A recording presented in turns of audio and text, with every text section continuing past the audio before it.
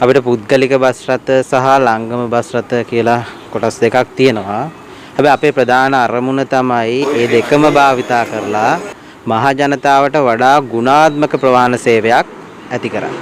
ඒක අරමුණු කරගෙන තමයි අපි සමස්ත ප්‍රවාහන අමාත්‍යාංශය මතුමා මැදිහත් වෙලා ඊට පස්සේ ඒකට අදාළව මෙහෙයවීම් සිදු කරගෙන යන්නේ.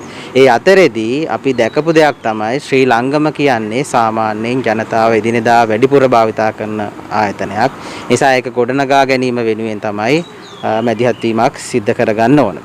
පුද්ගලික අංශ ගත්තහම අය තමන්ගේ ව්‍යාපාරය ගොඩනගා ගනිමින් ඒ මත ඉදිරියට යමින් තියෙනවා. නමුත් ලංගම ඉතිහාසයේ පුරාම ඒ ලංගම සේවකයන් කැපවලා මහන්සියලා වැඩ කරන් මේක දේශපාලන අධිකාරිය අත්නෝමතික විදියට මේ ලංගමේ භාවිතා කිරීම හරහා තමයි මේ ලංගමයට මෙවැනි ඉරණමක් සිද්ධ වෙලා තියෙන්නේ.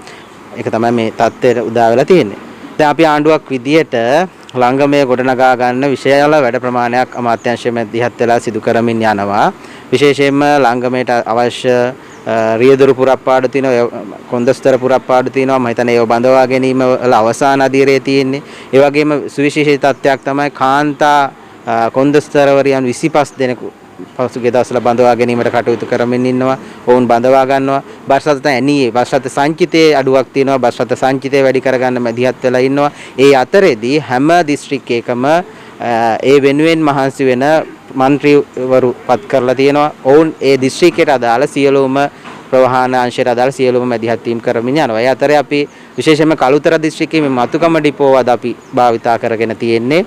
මතුකම ඩිපෝව රීජනල් එකෙන්ම යම් තැනක අපි දැක්කා දුර්වලකමක් තියුණා. ඒ නිසා ඒක වඩා වේගෙන් සංවර්ධනය කරගන්න ඒ ආයතනයේ ඉන්න අයට මැදිහත් වීමක් තමයි අපි මේ කරමින්. හැබැයි මේ දවස් දෙක වැඩ කරාට අපි හිතනවා මේක සම්පූර්ණ වෙන්නේ නැහැ. ගොඩාක් උදව් කරන අය පිටින් ඇවිල්ලා උදව් කරනවා, ස්වේච්ඡා සංවිධාන උදව් කරනවා, ආයතන ඇතුලේ ඉන්න අය උදව් කරනවා. නමුත් දවස් දෙකෙන් මේක ගොඩ දාන්න හැකියාවක් නැහැ. නමුත් අපි මේ උත්සාහ කරන්නේ ඔවුන්ට ධෛර්යය දෙන්න, මේ ලංගමය ගොඩනගා ගන්න, ඒකේ මොඩල් එකක් පෙන්වන්න මේ මතුගම භාවිතා කරමු කියලා. ඒක තමයි අද දවසේ නම් මේ වැඩසටහන.